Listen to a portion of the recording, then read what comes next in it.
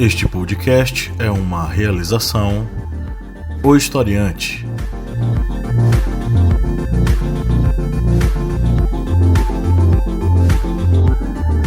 Olá, ouvintes, bem-vindos mais uma vez ao seu podcast sobre as ciências humanas, é o podcast do Historiante, aquele podcast que tem como missão ajudar você a pensar as coisas e melhorar as coisas ao seu redor. Eu sou o professor Pablo Magalhães e comigo hoje, depois de anos, depois de muito tempo, nós temos casa cheia, gente. Isso mesmo, nós estamos com a casa cheia. Hoje nós temos, como sempre, o senhor Kleber Roberto. E aí, pessoal, beleza? Aqui é trabalho. O senhor Márcio Fabiano. Olá, minha gente, tudo bem? Sobreviver ao primeiro turno? Aí nós temos dois retornos aqui. A senhora Lídia Verônica. Oi, oi. E a senhora Bia Siqueira. E aí, gente, o bom filho a casa torna, né? Eu estive meio ausente, mas já voltei. Pois é, visitas ilustres aqui, brincadeira. A galera está de volta, passado aí um tempo de trabalho nas eleições, passadas essas eleições, primeiro turno aqui na nossa região. Os resultados não foram assim tão interessantes para nós, mas estamos aqui firmes e fortes para falar para os seus ouvidos, para conversar com você, nosso ouvinte, que toda semana está aqui conversando conosco e aguardando aí o conteúdo que vem toda semana bonitinho para você acompanhar. Hoje é dia de a gente falar sobre um assunto que toca num ponto nevrálgico da sociedade brasileira, que é a educação. Nós vamos falar sobre as desigualdades educacionais no Brasil e dentro desse contexto aí pandêmico, o que é que aconteceu, o que é que agravou e como nós conseguimos analisar tudo que está acontecendo a partir dessa perspectiva educacional. É hoje que nós vamos falar sobre esse assunto. Mas antes vamos para os nossos recadinhos.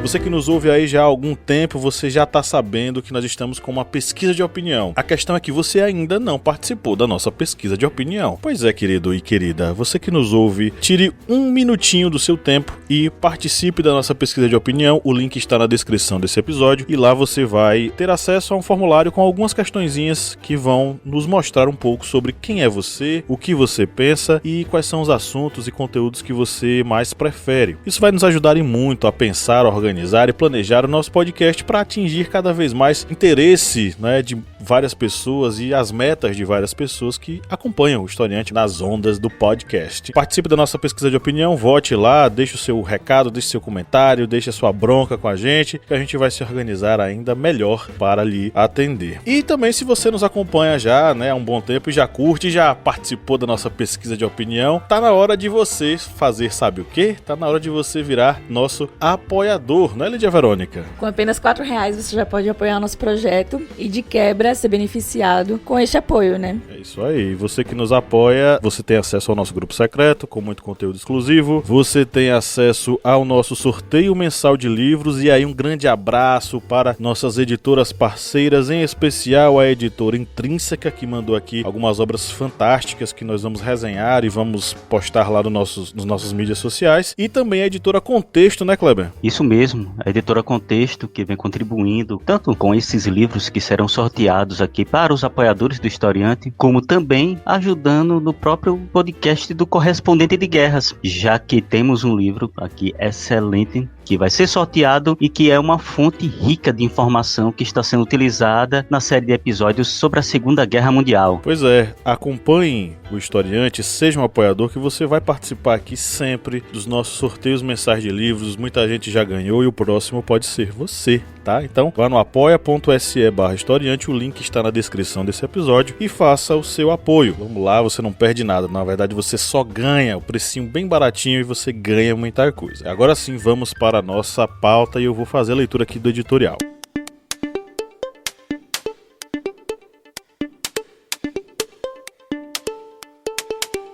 O Brasil é imenso e repleto das mais variadas realidades educacionais. A escola pública recebe em suas salas uma diversidade gigantesca de jovens, oriundos de locais e vivências diversas em vários sentidos. E esse é um ponto inicial para pensarmos o tema do programa de hoje. Essa diversidade em nosso país vem acompanhada das desigualdades e dos contrastes sociais com os quais convivemos e reproduzimos. Quando olhamos para a história da educação brasileira, vemos que ela sempre foi marcada por fortes desigualdades, ora pelo não acesso ao sistema escolar, ora pela exclusão dentro do próprio sistema ou ainda pelo acesso a padrões diferentes de qualidade educacional. Os efeitos desse quadro de exclusão são perversos. Durante muitos anos, aqueles que não tinham acesso ao sistema educacional e eram analfabetos não tinham o direito de votar. Hoje em dia, o não acesso à boa educação pode ser empecilho para o exercício efetivo da cidadania e para a inserção adequada no mercado de trabalho. Além disso, as desigualdades educacionais podem contribuir para o aumento das desigualdades econômicas. Do difícil acesso ao ambiente escolar, passando pela precarização dos aparelhos e espaços públicos, chegando à defasagem entre público e privado, poderíamos concordar com Darcy Ribeiro quando ele fala que, entre aspas, a crise da educação no Brasil não é uma crise, é um projeto. Em tempos de pandemia do novo coronavírus, o agravamento das desigualdades educacionais no país aparece claramente. O alerta está em um estudo da consultoria legislativa na Câmara dos Deputados sobre o tema. O impacto principal deve se dar sobre os estudantes da parcela mais vulnerável da população, que dependem mais da presença física nas escolas e têm menos condições tecnológicas de acompanhar as aulas remotas. De acordo com o estudo que enfoca a educação básica, o fechamento dos estabelecimentos de ensino nos últimos meses pode provocar o aumento da desigualdade da aprendizagem, além de piorar a nutrição e a saúde mental dos alunos. A crise econômica decorrente da pandemia, por sua vez, pode ampliar os números da evasão e do trabalho infantil e diminuir os investimentos em educação, tanto por parte dos pais quanto pelo Estado. Minha provocação hoje é a seguinte, pessoal: a educação apenas consegue quebrar as desigualdades impostas pelo sistema ou ela precisa ser acompanhada por mudanças em outras áreas? Jogo aí a bola para vocês.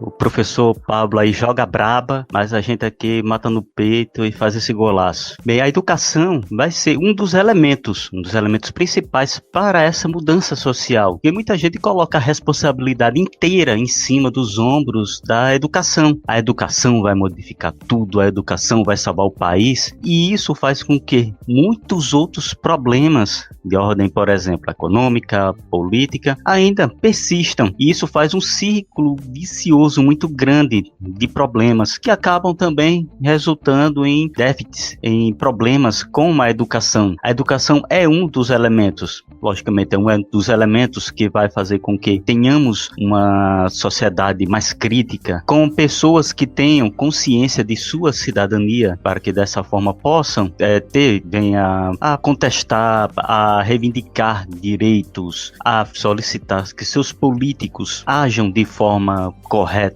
de forma a fazer com que os problemas sociais possam ser também reduzidos, eliminados, mas tudo isso vai fazer parte de um complexo, eu não diria modificação, mas seria uma alteração muito grande em nossa própria sociedade, na nossa própria estrutura social. Essa palavra que estava aqui querendo vir em minha mente, na estrutura da nossa sociedade, porque temos muitos problemas, que vão afetar todo esse ciclo de movimentação social. E a educação seria um dos elementos, como eu disse, um dos elementos principais para essa modificação social, mas tudo isso aí leva a uma grande alteração na estrutura da nossa sociedade. É algo que leva tempo? É algo que vai levar tempo. Depois desse período de pandemia, quando nós vemos pesquisas, por exemplo, do movimento Todos pela Educação, que diz que nos últimos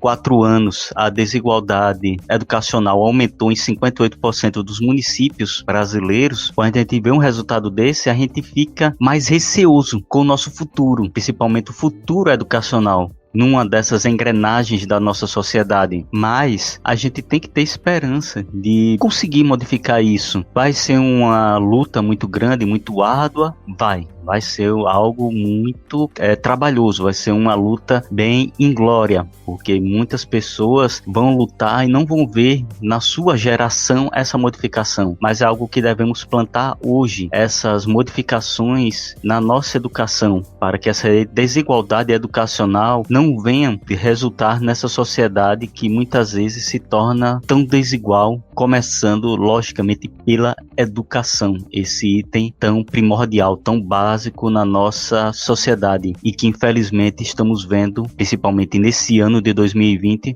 o poço, a desigualdade, a diferença, o distanciamento cada vez maior de uma educação elitizada para a elite e uma educação para as pessoas que muitas vezes não têm sequer internet ou um celular de qualidade para seu filho ver uma aula remota. Realmente, a escola, ela, sozinha, ela não muda uma sociedade, né? A sociedade, ela, na verdade, ela é em conjunto, né? Inclusive, é responsabilidade constitucional de que a sociedade preze pela educação das crianças, né, dos menores, enfim. A sociedade, ela também trabalha em conjunto com a Constituição e com o Estado para que as crianças tenham seus direitos fundamentais garantidos, né? E a escola sozinha, realmente, ela não se sustenta. As ações sociais que amparam não só o estudante, mas todo o ambiente familiar dela é que realmente faz a diferença, eu acho, acredito, né, no desempenho escolar das crianças. Eu li uma matéria da Folha, de agora de novembro, falando sobre a questão da desigualdade, né, escolar, né? E a matéria traz dados do IDEB, né, falando sobre o crescimento da desigualdade escolar, que está vindo, né, desde 2015, e os dados, são alguns dados, né, falando sobre alguns lugares que cresceram e outros,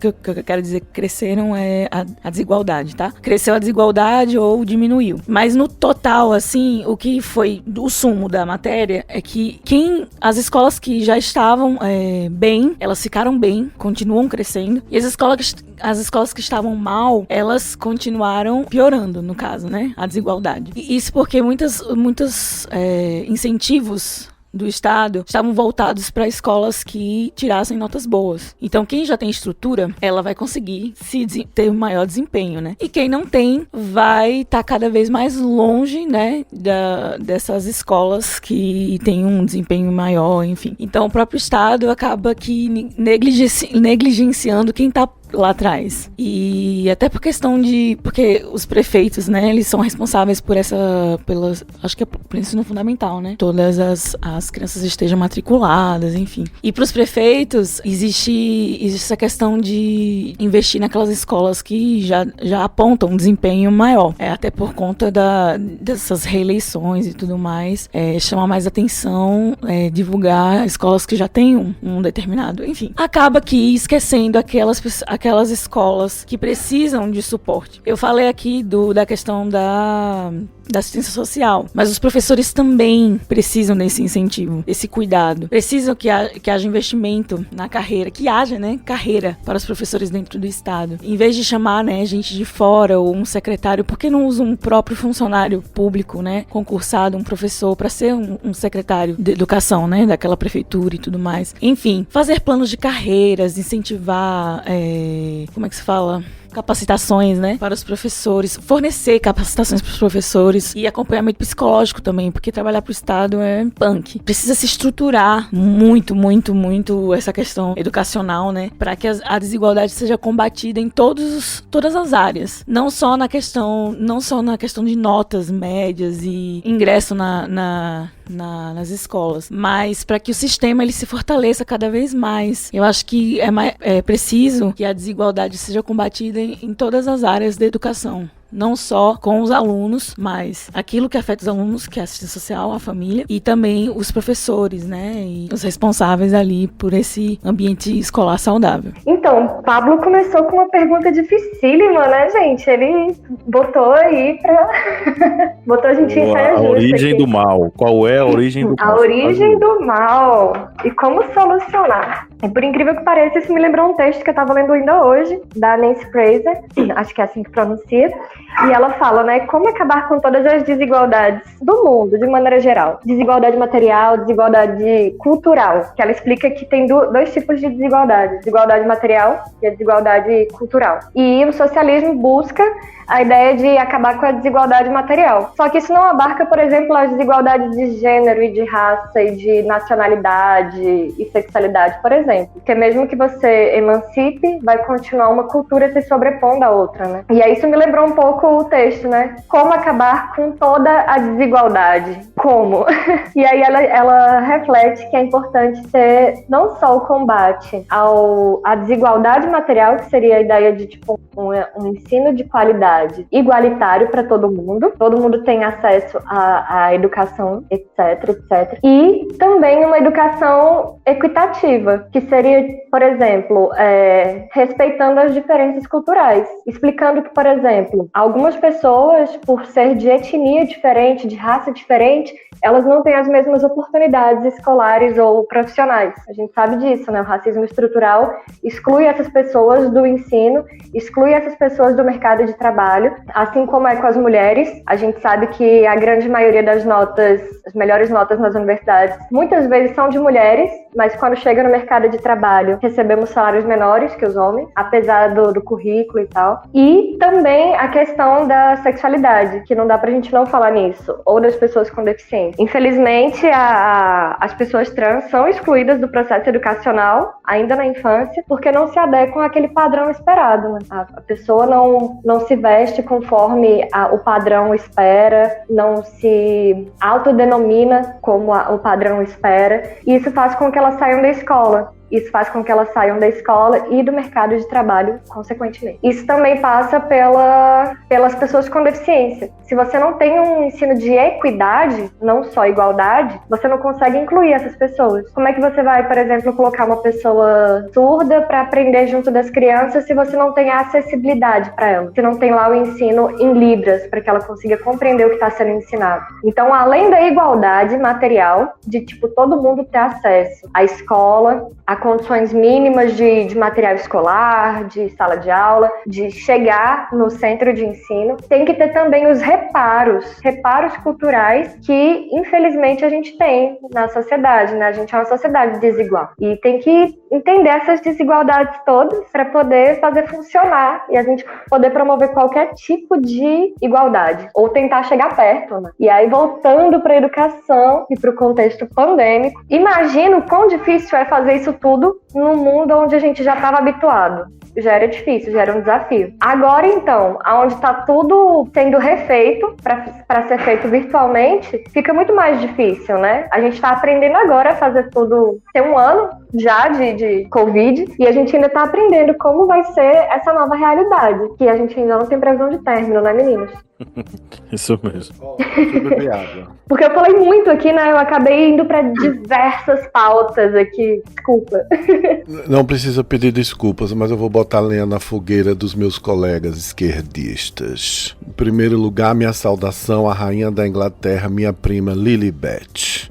Ela é que é retada e está comandando o mundo. Minha gente, deixa eu dizer, eu queria tocar 3 assuntos em relação a essa pauta educação e tentar responder o que nosso querido Pablo nos provoca no podcast de hoje. Primeira coisa que eu queria lembrar a vocês é: educação agora virou um commodity, uma pauta de valor agregado. Se vocês perceberem, os algoritmos nas nossas redes sociais, vocês recebem quantas mensagens por dia de pós-graduações, de mestrados, de cursos online, cursos disso, cursos daquilo, faculdades tais, faculdades daquelas, faculdades essas, aquelas, de tal maneira. Ontem eu estava no Instagram e recebi um link patrocinado de uma nova faculdade que vai entrar aqui no Vale do São Francisco, e a pergunta dele é: você é empreendedor? Gostaria de trabalhar conosco? Ou seja, a educação virou o ato de fazer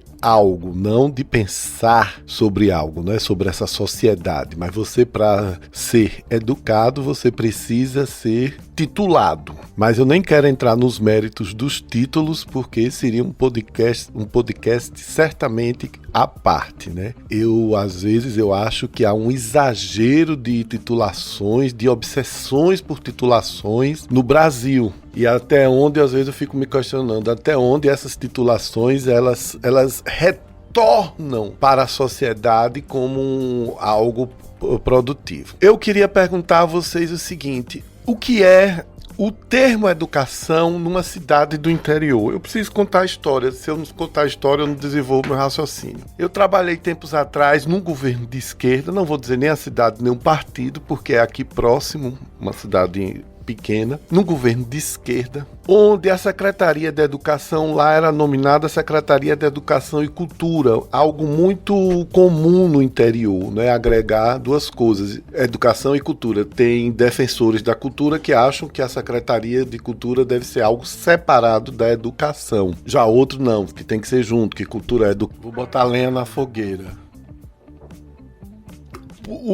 Existe um artigo na lei, que eu não sei qual é exatamente, mas vocês deem uma gugada, meus queridos e queridas historiantes, nossos seguidores, apoiadores e apoiadoras. Existe um artigo na lei que diz o seguinte: se uma cidade ela tem um ato, um fato cultural, uma experiência cultural significativa, registrada e já de longo tempo, como, por exemplo, o São João, né, os festejos juninos, que no Nordeste, em praticamente muitas cidades, sei lá, 80% das cidades, nós festejamos o mês de junho através dos 3 santos católicos. Você tem a permissão legal para fazer festejos juninos de acordo com o seu planejamento, o planejamento daquele grupo político que está no momento dominando politicamente a cidade. Ou seja, se há a Secretaria da Educação e Cultura, a verba sai da Educação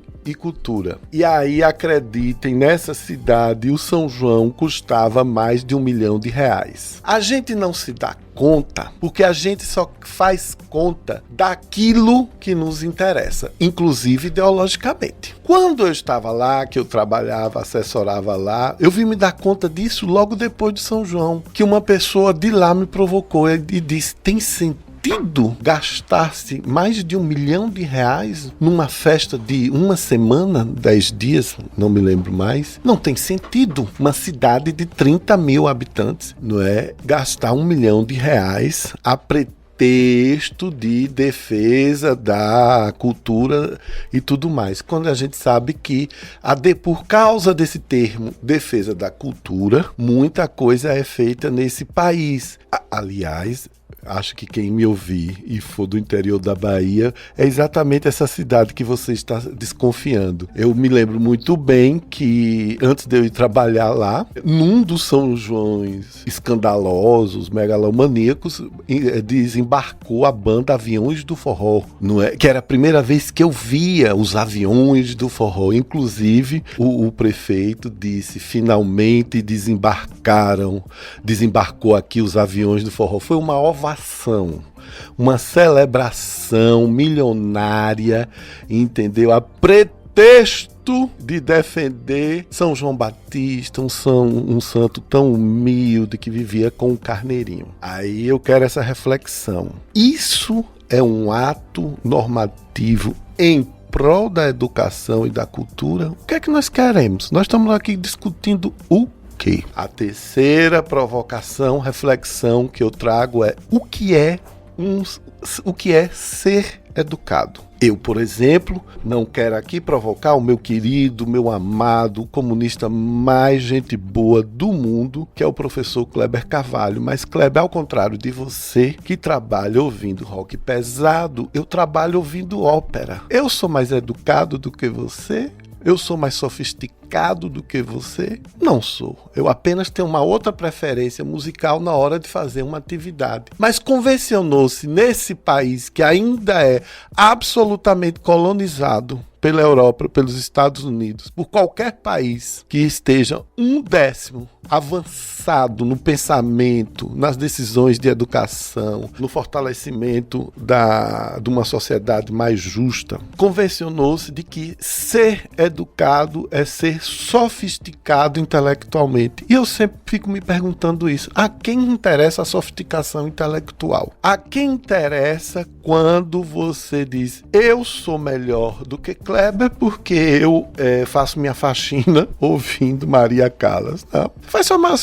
Eu também faço minha faxina ouvindo Joelma do Calypso. Adoro Joelma, ela é toda problemática, mas esses são os problemas dela. Adoro Joelma, aliás, eu adoro o Norte, adoro fazer faxina ouvindo Carimbó. É uma música perfeita pra gente se animar e resolver aquilo. Então eu trago essas reflexões aí pra vocês, essas perguntas, porque eu não sei responder. O que eu posso dizer a vocês é: nós precisamos entender primeiro, decidir o que é educação. E como o tema é desigualdade, aí nós precisamos resolver essa questão da desigualdade de acesso. Porque com a profusão de imensos cursos, de novas faculdades, de cursos de pós, de mestrado, plataforma disso, plataforma daquilo outro, como o Kleber falou, de que adianta você ter algo online para quem não tem um computador ou um celular com um mínimo de qualidade? De que adianta você ter uma oferta online de um produto ou serviço educacional, seja ele público ou privado, para quem mora nos rincões distantes? Quem está no Amapá não está querendo discutir sobre educação, não. Quem está no Amapá, nesse exato momento, está querendo que o governo resolva o problema da luz. E ainda não resolveu. O governo ontem decidiu o óbvio, que não ia cobrar a luz nesse mês. Pelo amor de Deus, a gente não consegue resolver as questões básicas, a gente esqueceu o Amapá. Não houve hashtags luz no Amapá ou light do Amapá, não houve hashtags nesse sentido, não. Não houve, porque aí também é uma questão da educação desse país imenso. Só nos toca quando é do Centrão. E aqui eu não falo do Centrão ideológico, não. Só nos toca quando é Rio, São Paulo. A gente do Nordeste, se fosse aqui, certamente eu sei que o pau ia estar comendo, porque os meus irmãos e conterrâneos nordestinos não iam deixar isso barato. Mas isso também é um processo educacional. Quando eu falo que é um processo educacional, eu falo, o amapaense é tão brasileiro quanto eu. Dizer que ele está distante de mim é de uma falácia geográfica imensa, porque, entendeu? Eu também estou distante deles, não é? Mas quem mora em Goiás está mais perto deles do que de mim, e não é exatamente, a gente não consegue raciocinar um projeto de país, e essas desigualdades de acesso à educação, e eu queria terminar dizendo, desigualdade de acesso ao raciocínio, que a gente não consegue nem raciocinar, nem pensar, nem filosofar, é que nos dá esses entraves. A gente poderia pensar sobre o seguinte, a gente poderia refletir sobre o seguinte, o que é que gera a desigualdade educacional? Ou é a desigualdade educacional que gera as demais desigualdades? Foi a desigualdade educacional que gerou a desigualdade econômica e social, ou é o contrário? Porque a gente precisa tentar compreender como essa desigualdade educacional ela se estabelece, ela se solidifica e quais são as consequências que ela acaba trazendo para a sociedade brasileira. Porque a gente vai ter aí, por exemplo, saíram os dados do PISA, né? Nós estamos, se não me engano, num dos patamares mais altos da desigualdade educacional. Por exemplo, a desigualdade educacional em matemática é a quinta maior no mundo inteiro, é a nossa. A desigualdade em leitura e ciências é a terceira maior. A gente está aí acumulando um nível de desigualdade muito alto. Esses dados querem dizer o quê? Querem dizer que existe uma discrepância muito grande entre a parcela economicamente mais rica brasileira do que a parcela economicamente menos rica. Isso quer dizer que a desigualdade educacional ela é decorrente de fatores econômicos. Esses fatores econômicos eles acabam,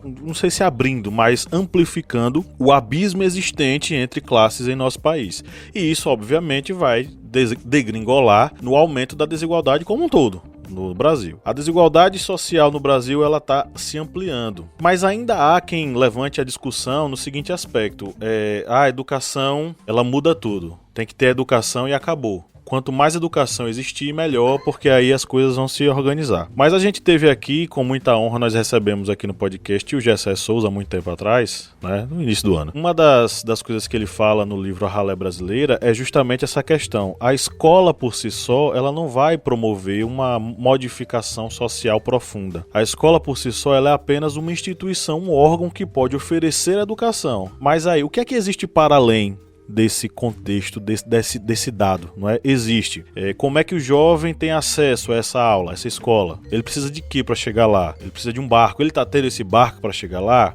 Ele precisa de um ônibus. Ele está tendo esse ônibus para chegar lá? Ele precisa se alimentar. Ele está se alimentando não é bem para poder aprender. Então, para além da escola, existem vários outros fatores. A escola, ela pode até ser uma ilha lá de conhecimento, aprendizagem, respeito, mas se do portão para fora esse aluno vai ser exposto, ele vai receber o baque, o soco da realidade, essa educação lá ela vai ser estanque, ela não vai produzir uma modificação. Claro, a educação mais vários outros fatores é que propõem e que compõem essa transformação social e essa melhora, de um modo geral, né, na sociedade brasileira. Mas a gente precisa partir desse ponto crucial. A desigualdade educacional, ela é fruto ou ela é aquilo que ocasiona a desigualdade econômica, social, etc. e tal. Na minha perspectiva, a desigualdade educacional é uma das ferramentas dentro de uma coisa muito maior, que é a desigualdade social. Essa desigualdade social, com grupos econômicos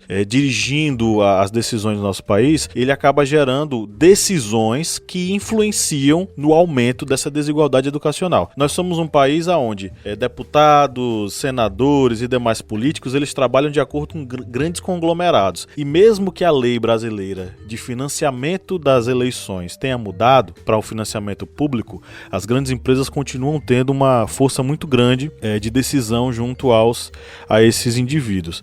Então, a gente ainda é um país majoritariamente governado por esse tipo de gente. Então, como é que uma educação pública seria fantasticamente revolucionária se os dirigentes da nação estão ligados, estão de rabo preso, estão associados a grupos econômicos donos de grandes conglomerados educacionais? Entendeu? Então, a minha perspectiva é essa, eu queria que vocês comentassem. A desigualdade educacional é o ponto de partida ou é o ponto final desse processo desigual? É o ponto de partida. Eu quero começar porque, assim, Pablo está trazendo, na verdade, um grande debate que é quem veio primeiro, o ovo ou a galinha, né? O que é por causa da falha educacional que se existe uma diferença de classe social, ou é por causa da classe social que tem essa diferença na educação? E eu acho que antes disso tudo a gente pode analisar, por exemplo, o nosso contexto histórico, né? Não dá pra gente falar, por exemplo, que tudo vai ser salvo através da educação, se até pouco tempo atrás muita gente não tinha acesso ao ensino básico. Até algumas décadas atrás não se tinha acesso ao ensino básico, que era coisa da elite mesmo, era só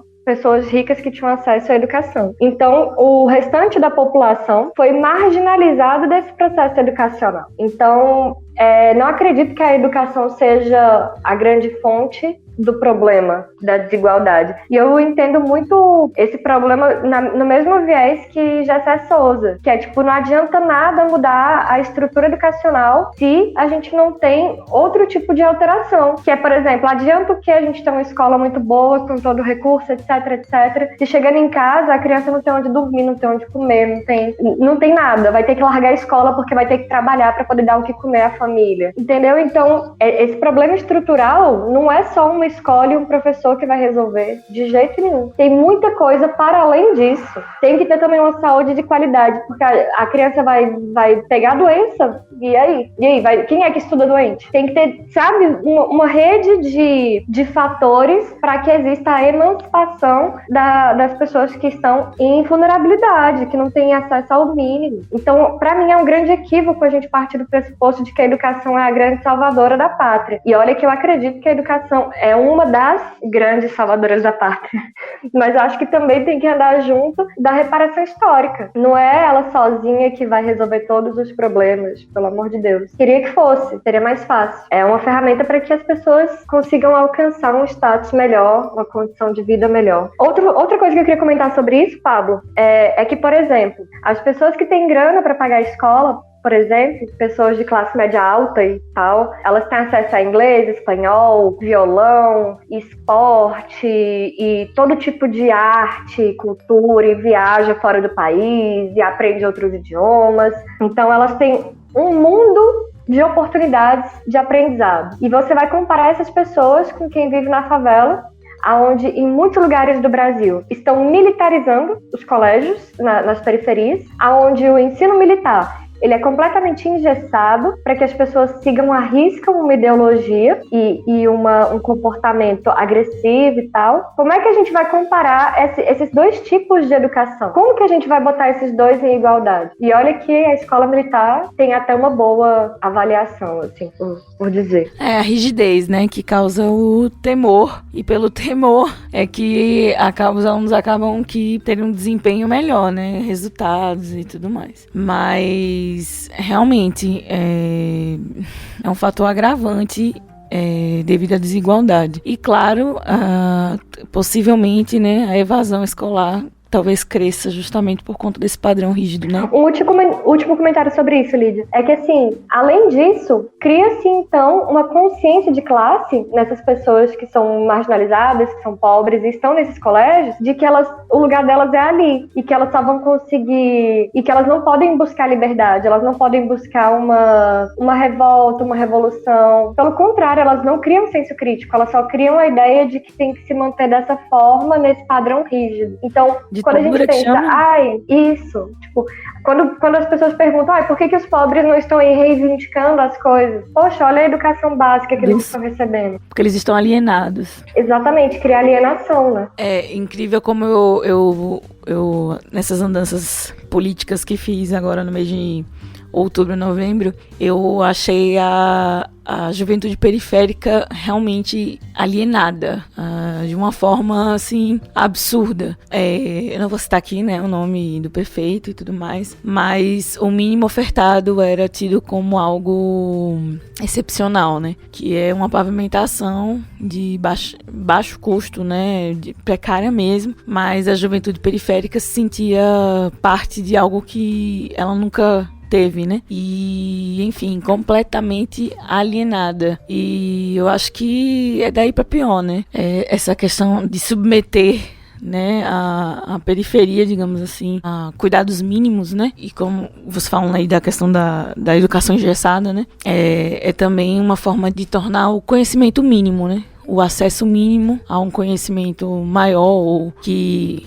a periferia tem direito a coisas melhores, enfim. E aí eu acho que o Brasil daqui pra frente vai ser basicamente isso. A juventude periférica achando que o mínimo é o suficiente, é tudo que eles podem ter. Esse é um questionamento bem que nós vemos, infelizmente, em nossa sociedade. Essa questão da desigualdade, da educação que nós estamos vivenciando agora, esse período e essas dificuldades, vendo essas desigualdades educacionais se tornarem cada vez mais dramáticas. Mas a educação, assim como a educação não é a fonte principal para se salvar o país, não é a panaceia que vai curar todos os males, a educação também não é um dos fatores da desigualdade.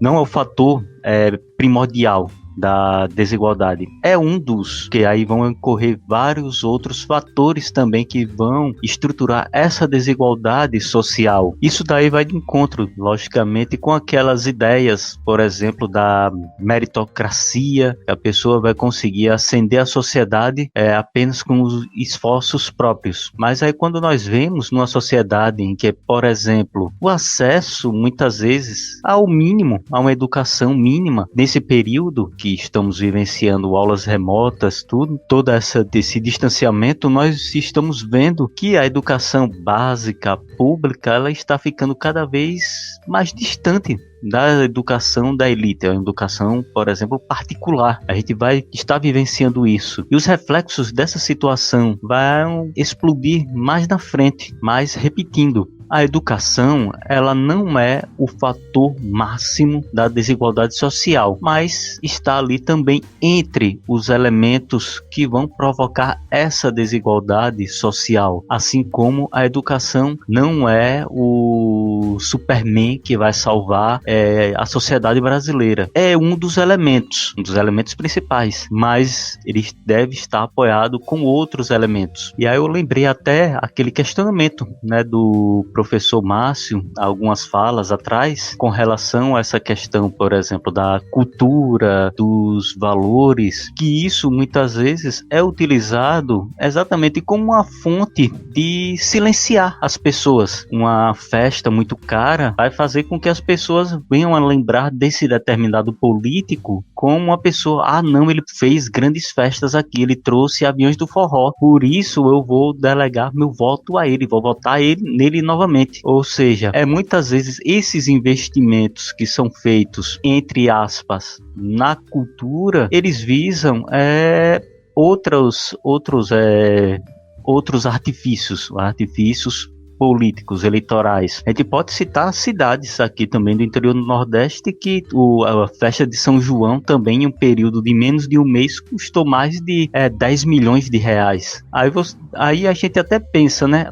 Não, mas a questão você está querendo minimizar as outras músicas, os outros estilos musicais, você está tentando dizer que outros estilos musicais são inferiores, aí já também pegando o argumento que o professor Márcio fez em falas anteriores. Não é isso. Nós temos vários artistas locais que não são privilegiados nessa, digamos, onda de dinheiro público. A pessoa, se quiser ouvir, pode ouvir qualquer estilo musical, vai ali desde a pisadinha ao axé, ao breganejo, que é esse sertanejo universitário, funk, rap, heavy metal, rock, pode ouvir qualquer estilo musical. Tudo vai estar inserido dentro de uma cultura, mas a partir do momento em que se está utilizando uma imensa quantidade de recursos públicos, não apenas com a ideia de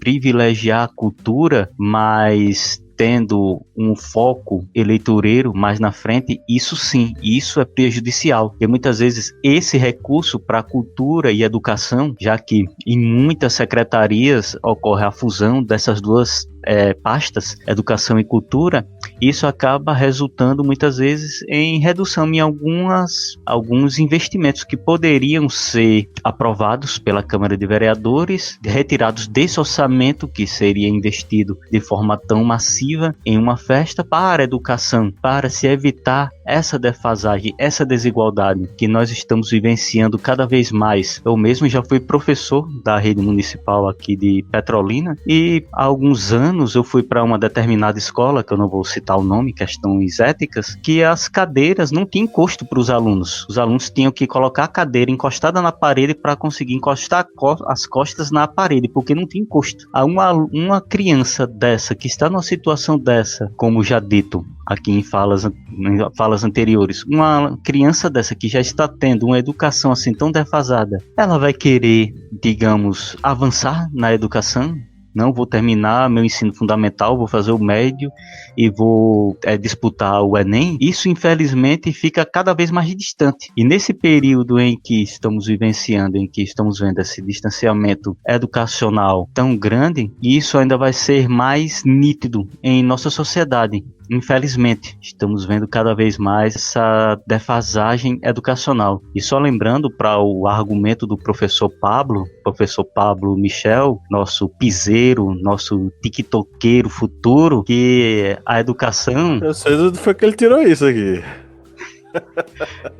Você é um tiktokeiro, meu filho. Você vai quebrar todos os desafios aí do tiktoker. Mas lembrando que essa questão educacional, a educação não é a fonte primais, não é a fonte principal dessa desigualdade social, mas é um dos elementos que estão ali fazendo parte dessas engrenagens enferrujadas da lentidão e da destruição da nossa sociedade a partir da desigualdade social, que tem várias engrenagens ali, políticas, econômicas e educacionais.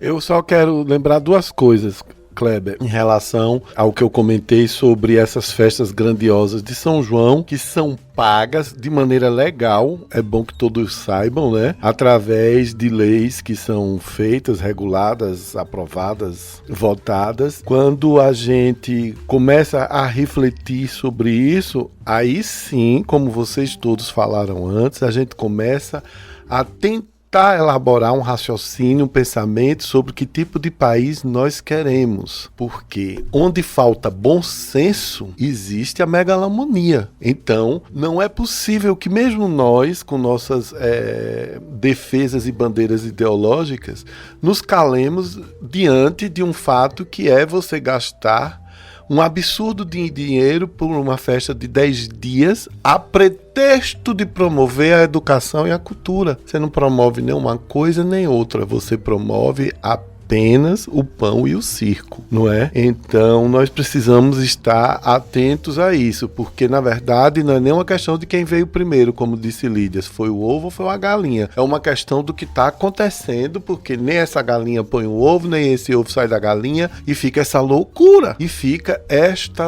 A gente não aguenta mais. Eu queria recordar que tempos atrás, o prefeito de Juazeiro, na época, se eu não me engano, era o Isaac, era ele mesmo, ele pegou a prefeitura com problemas financeiros e disse, gente, não tenho como fazer o carnaval. E resolveu entrar num acordo com a sociedade. E vocês decidem se a gente vai gastar o que não pode, se dividar e ter ou não o carnaval. A pressão dos blocos foi tão grande para que tivesse o carnaval que, enfim, a prefeitura se endividou e tudo mais e fizeram o carnaval. Ou seja, nós estamos evoluídos. Passar um ano sem um carnaval acaba com a vida de quem? Se você é jovem e tem 18 anos, com 18 anos você não vai ter um carnaval. Com 19 você continua jovem, você vai ter um carnaval de novo, não é? Então a gente precisa pensar isso. Eu acho que educação é bom senso em tomada de decisões. O que fornece o adubo que irriga esse bom senso, aí eu deixo com vocês, né? Aí são entendimentos políticos, maturidade política, não é? Capacidade de gestão e outras coisas mais. A gente precisa refletir sobre diversos aspectos, sobre vários assuntos, mas principalmente pensar sobre o seguinte: diante desse quadro, né, dessa sociedade tão desigual, o que é que nós podemos fazer, o que é que nós podemos cobrar e que tipo de saída nós podemos almejar dentro disso tudo, né?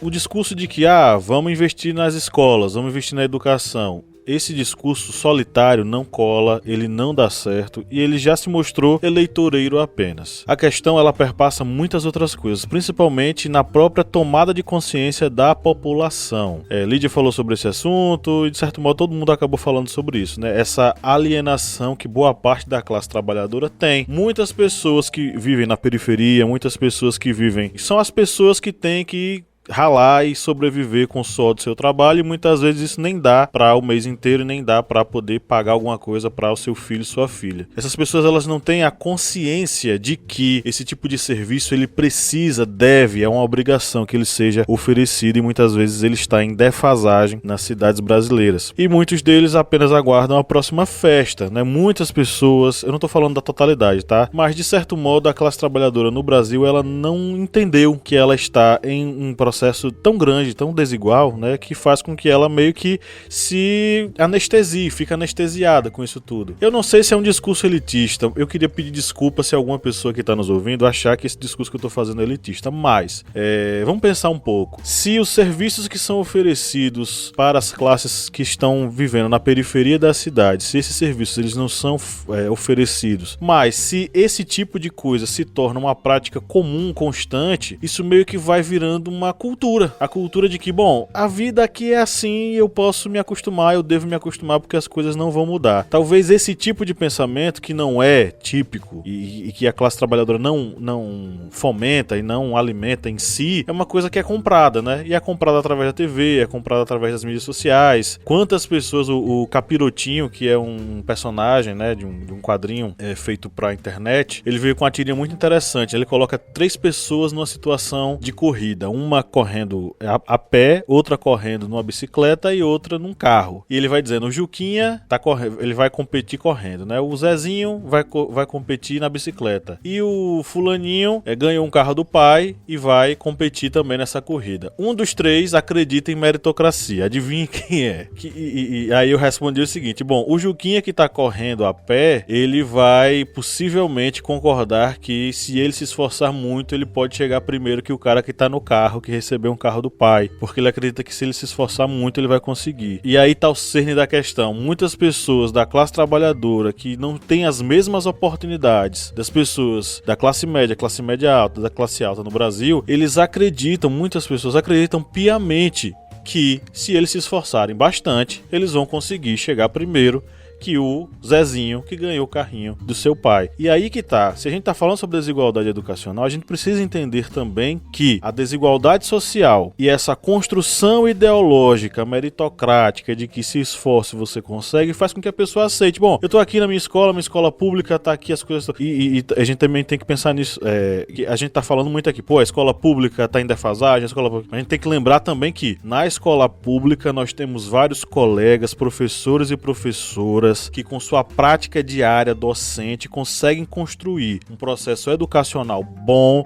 sólido e bacana para esses alunos, apesar de todas as dificuldades. A gente precisa deixar isso registrado, porque senão vai parecer que a gente está aqui contra a escola pública, e não é o caso, né? E então assim, esse discurso construído, essa ideologia toda construída nesse contexto vai fazer com que essa pessoa pense, minha escola é pública, ela pode estar aí com as coisas quebradas, umas coisas assim defasadas, não tem problema, é assim mesmo, é coisa pública, não tem problema. E é aí que tá o problema, nós não podemos deixar que esse tipo de ideia e ideologia se reproduza, porque isso faz com que a desigualdade, ela se amplie ainda mais. Fale. Comentário aqui sobre a questão da meritocracia, que eu também vejo, né, e vi muitas pessoas, inclusive, que não é nem classe média, né, porque a classe média, ela se sente pouco parte da elite, né, mas falando sobre a questão da meritocracia, né, que é só saber fazer escolhas certas, mas eu acho que as pessoas não entendem que quem tem um estado social um pouquinho melhor, né, no Brasil, digamos aí, uma classe média, todas as escolhas são boas. Todas as escolhas que lhes são dadas na vida são boas. Não vou fazer um intercâmbio porque vou fazer uma faculdade. É bom. Não vou fazer uma faculdade porque vou fazer um intercâmbio.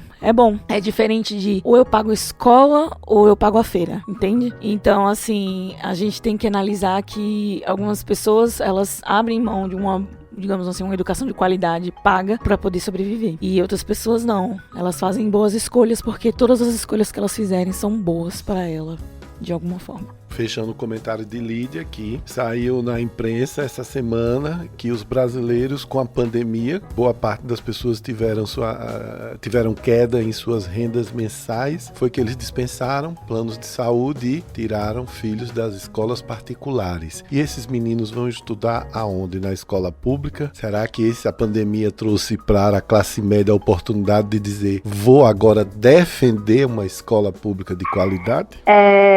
Eu queria também relembrar um assunto aqui que veio na minha cabeça quando o Pablo estava falando, né? E deixar já aberto para a gente deixar como tema de um próximo podcast, que é a pessoa se sentir cidadão de direito, sujeito de direito. Porque muitas vezes a pessoa que está em situação de pobreza, e eu estou falando de pobreza real, de vulnerabilidade real, pessoa que não tem o que comer, que não tem onde morar, ela não se sente cidadão, ela não se sente sujeito de direito. Então, tudo que qualquer pessoa política, prefeito, vereador, deputado, presidente, tudo que ele fizer vai ser muito bonito, muito perfeito, porque assim, ele não tá me devendo nada, e mesmo assim ele fez isso tudo aqui por mim. É o que se passa na cabeça dessa pessoa, entendeu? Então, por exemplo, exigir melhoria na educação e na saúde, não, meu Deus, que absurdo, eu já recebo isso aqui do governo, vou exigir mais, entendeu? Então, a consciência coletiva, às vezes, é essa. É de que o Estado está prestando um favor a ele e não uma obrigação. Né? Isso, e falta essa consciência mesmo de que a pessoa não se percebe pertencente à comunidade, pertencente ao Estado, em situação de cobrar. Então, outra coisa a se discutir, o quanto essa consciência, ela afeta negativamente as pessoas em vulnerabilidade. E voltando à questão da escola pública, longe de mim criticar a escola pública, sou entusiasta da escola pública, eu acho que ela é a solução, assim, escola pública e saúde pública são as minhas maiores bandeiras, através delas que a gente vai conquistar, sim, uma condição mais digna para alcançar a igualdade. Então, muito respeito aos meus colegas que são professores de escola pública. Se Deus quiser, um dia eu chego lá. Então, aqui tá todo mundo defendendo a escola pública, a gente só tá dizendo onde é que tá errado, dizendo que a responsabilidade não é 100% nossa, e a gente até tenta. Isso aí. Defesa aqui total da escola pública e da saúde pública são coisas que são conquistas da sociedade brasileira que precisam ser defendidas com unhas e dentes até o final das nossas vidas. Mas, claro, a gente precisa observar que o sucateamento desses dois serviços públicos, mas aqui dando destaque à educação pública, é um projeto, como diria Darcy Ribeiro, para uma desigualdade educacional que perpetue as diferenças sociais em nosso país, as desigualdades sociais em nosso país, né? E a gente não pode fechar aqui sem lembrar do Paulo Freire, quando Paulo Freire ele era um dos pensadores da escola libertadora, né, da perspectiva libertadora da pedagogia. Então, para ele, se a educação ela não libertasse o indivíduo, ela estaria colaborando para prendê-lo, trancafiá-lo nas relações sociais desiguais. Então, pensar a educação libertadora é também pensar a ideia de emancipação das classes, que são classes enfim, colocadas à margem do desenvolvimento social. Precisamos contribuir e colaborar para uma pedagogia que seja libertadora, mas de nada vai adiantar a gente educar para libertar se existe toda uma conjuntura ao redor que nos trancafia e nos prende. Então, vamos pensar no bom e velho Paulo Freire e vamos pensar também no seguinte: como nós podemos contribuir para que essas desigualdades educacionais, fruto das desigualdades sociais, elas possam ser exterminadas para sempre. Todos nós temos poder para fazer isso, é só a gente pensar melhor em quem nós votamos. Dicas culturais. Galera, chegamos aqui à nossa reta final do podcast e é o momento das nossas indicações. Lembrando que Bia Siqueira, Lídia Verônica, vocês estavam aí, tiraram férias do historiante durante um tempo. Vocês não sabem, mas eu vou falar. Márcio já sabe, Kleber já sabe. Nós voltamos com a nossa playlist lá no Spotify, só que é uma playlist que não é temática. Você pode até sugerir alguma música que tenha a ver com o tema, mas a gente vai sugerir aqui ao final uma playlist com músicas para os nossos ouvintes darem uma relaxada ou darem uma pensada sobre o tema. Então, na hora da indicação que vocês forem fazer, vocês já inserem a música que vocês querem sugerir, tá? Eu vou indicar aqui um documentário que já tá um pouquinho velhinho, mas ele ainda é bastante atual. É o documentário Pro Dia Nascer Feliz, que ele faz um passeio interessantíssimo sobre a escola pública e privada no Brasil da década dos anos 2000. Tá? Então a primeira década do novo século, como é que os jovens pensavam e como esses jovens se organizavam e como os professores eles enxergavam sua atividade docente e sua atividade política, né, enquanto professores. É um documentário muito interessante, a gente vai de um ponto a outro da educação brasileira, desde aquela escolinha que você tem crachá para entrar, você aluno passa o crachá na roleta automática e entra, até as escolas públicas, as mais esquecidas e precarizadas pelo poder público, né? Então é um documentário muito interessante, muito bacana. Em relação à música, eu vou sugerir uma música do Legião Urbana, só que eu esqueci o nome da música, e se vocês puderem me ajudar, vai facilitar e muito para mim. É uma música que diz o seguinte: achei um 3x4 teu e não quis acreditar que tinha sido há muito tempo atrás. Como é que é o nome dessa música? Vamos fazer um filme. Vamos fazer um filme. A minha escola não tem personagem, a minha escola tem gente de verdade. Essa música é fantástica. Essa é a minha sugestão para nossa playlist de hoje. Vamos fazer um filme do Legião Urbana. E como se diz eu te amo. Ih, é isso aí. Gente, aqui tá um clima. Tá, que vocês precisam sentir.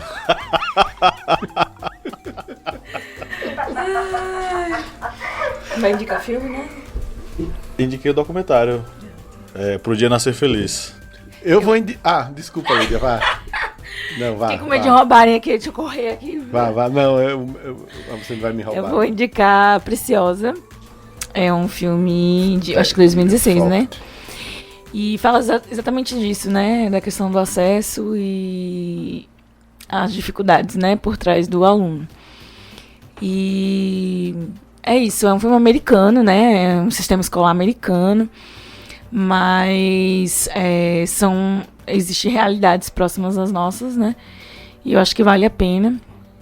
E também gostaria de indicar uma música que, segundo as nossas pesquisas aí, os nossos algoritmos indicam que os nossos ouvintes ouvem bastante Barão da Pisadinha, né? Então... O pior que é, né? O pior que é. Então eu vou indicar um Sou aí pro eu. nosso público. Eu vou deixar você, muito amiga? claro que quem tá fazendo esse aumento aí sou eu, com certeza. Eu amo Barões da Pisadinha, que fique claro.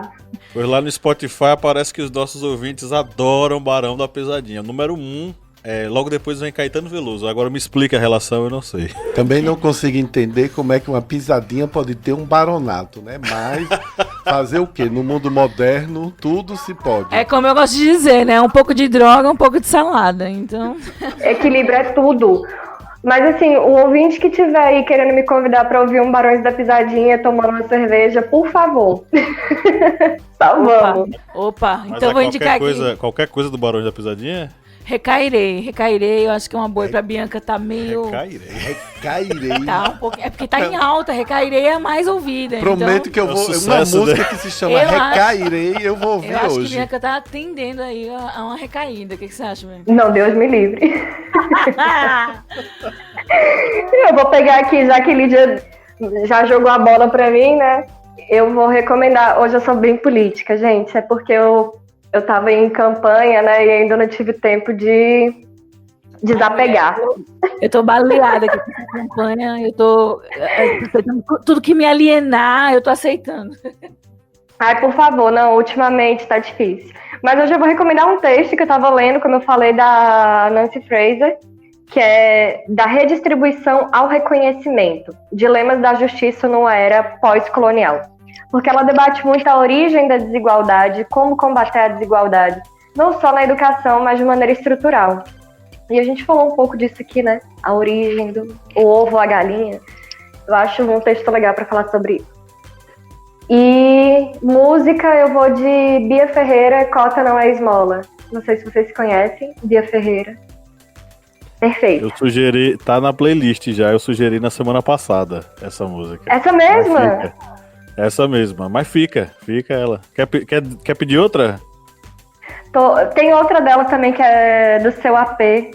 Como é? Acho que é esse o nome. Do Seu AP? É. Aliás, todas da Bia Ferreira, gente, vocês podem ouvir que não tem erro. Eu vou procurar depois. Ok, eu vou indicar uma mulher, uma atriz brasileira. Eu sou apaixonado por ela, desde que ela fez Gabriela, a novela na Rede Globo, e depois enlouqueci com ela no filme O Beijo da Mulher-Aranha.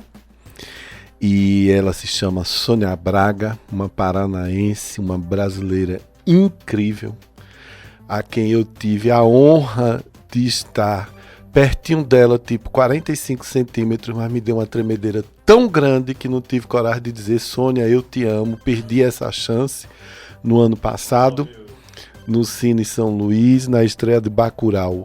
Por que é que eu estou indicando Sônia Braga? Sônia Braga está numa lista das 100 melhores atrizes do século, até agora, né, de 2000 até 2020. Essa foi uma lista feita pelo jornal americano New York Times. E embora listas sejam coisas que você pode concordar ou não, é muito significativo que Sônia esteja nessa lista, porque ela é uma mulher arretada.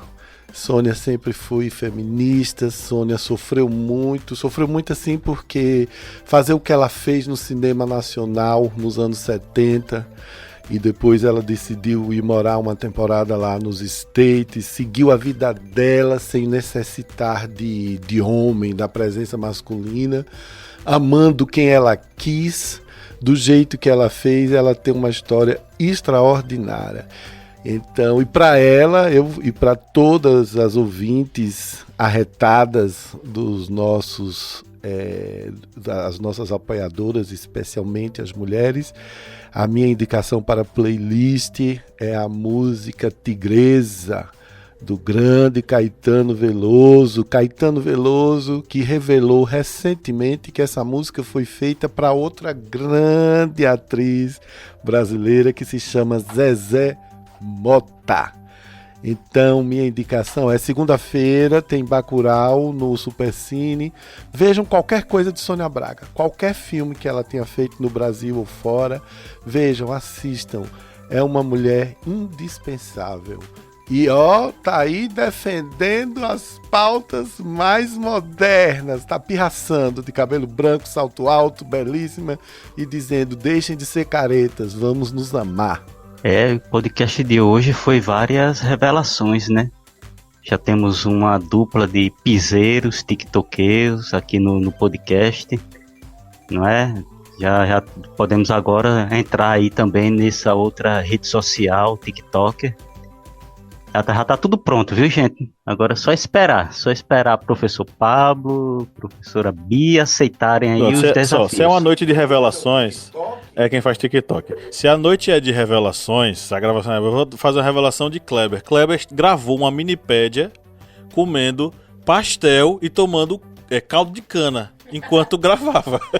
Vocês acreditam nisso? Em plena campanha, né, Kleber? Bem candidato. E comendo às pressas, né? Porque vocês não deixam nem a gente tomar um caldo de cana direito, comer um pastel. É toda hora esse negócio de marxismo cultural. Vocês são demais. Bem, mas voltando aqui para esse podcast, hoje eu não vou deixar assim uma indicação de livro ou de documentário. Eu vou indicar 2 canais, porque uma coisa que eu percebo muito, principalmente nos últimos dias, é a ascensão, a volta novamente daqueles jogos RPGs, e vejo que muitos professores estão novamente planejando reutilizar esses jogos em sala de aula, como uma ferramenta educacional. E aí eu vou indicar 2 canais. Um canal que eu já indiquei no Correspondente de Guerras, é o Clube do XP. Eles fazem várias lives, dão indicações. A última indicação mesmo, anterior a essa gravação que nós estamos fazendo aqui dia 26 de novembro, ontem eles estavam fazendo uma indicação de um jogo, Kalimba, que é baseado na mitologia africana. Muito bom, por sinal. Indico aí Clube do XP. E também eu indico o RPG Girls. RPG Girls, tipo juntando as duas palavras, RPG e Girls, mulheres em inglês. Vocês procurem esse canal também, que são um grupo de mulheres que estão fazendo esse canal, que é exatamente para tentar ter esse espaço, um espaço feminino dentro do RPG. É uma indicação legal aí para as arretadas quando elas voltarem desse recesso. Quando as arretadas voltarem aí, já tenho essa indicação aí, posso entrar em contato com alguma delas para vocês fazerem aí uma collab, né? E deixo essas 2 indicações aí de RPGs, porque vejo que está retornando novamente a pauta, a volta dos jogos de RPG como um instrumento educacional. E vou indicar aqui uma música do Silverchair, Tomorrow. É uma música muito legal. Se você assistir, por exemplo, o videoclipe, você vai ver lá um videoclipe que eles vão aparecer lá o nosso porco capitalista no videoclipe dessa música. E a letra também é bem interessante. Tá aí a minha indicação. Kleber, posso lhe fazer uma pergunta, querido? Me explique. Depende.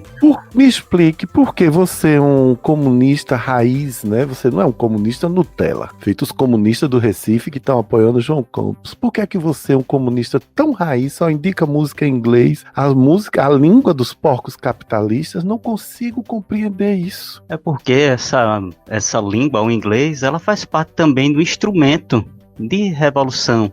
Nós precisamos expandir a revolução para todos. E como é a língua mais falada no mundo, precisamos utilizá-la. É o nosso instrumento, o instrumento de dominação mundial. Vai ser também o inglês. E a rainha... A gente se apropria, né? A rainha da Inglaterra, Elizabeth II, é comunista. Tava sentindo falta de vocês dois.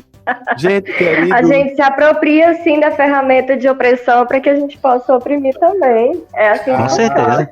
Cultural. Mas tudo bem, vamos encerrar essa guerra cultural. Eu peço licença a vocês, a gente tem que homenagear. Eu queria pedir a Pablo que acrescentasse na lista uma música do Astor Piazzolla que se chama Libertango e fica sendo a nossa homenagem a Diego Maradona. Gente, ontem eu fiquei... Eu não sei você... Dieguito Armando Maradona. Isso, cara, ontem eu fiquei tão emocionado. Eu acho que meu coração latino tá cada vez mais pulsante, porque eu não entendo patavinas de futebol. Pra mim, a única coisa compreensível naquele jogo em campo é que o lateral esquerda fica do lado contrário do lateral direito. É a única coisa que eu Não, consigo. lateral direito fica no lado direito mesmo. Ah, então é isso mesmo, né? Isso mesmo. Então eu não tô tão burro assim. Mas acho que Maradona, eu gosto muito quando uma pessoa vive uma vida sem falsidade. Maradona foi o que ele foi. Problemático, beberrão, namorador, perdulário, trapaceiro, mas absolutamente genial, defensor dos pobres, das favelas argentinas, não é? E absolutamente humano. Ontem eu fiquei, eu não sei vocês, mas ontem eu fiquei numa comoção, me deu uma tristeza pela partida dele, né? E hoje está lá na Casa Rosada, que eu conheci. Na verdade, a Casa Rosada, ela tem um tom meio pink, meio estranho, mas tudo bem, né? E está previsto 1 milhão de pessoas para o velório dele e tudo mais. Maradona, você fez um bem enorme a todos nós latinos. Gracias. La mano de Deus. La mano de Deus. Libertango, é uma música linda. Ok. Pode colocar. Astor Vamos botar Piazzolla. Libertango. Ok.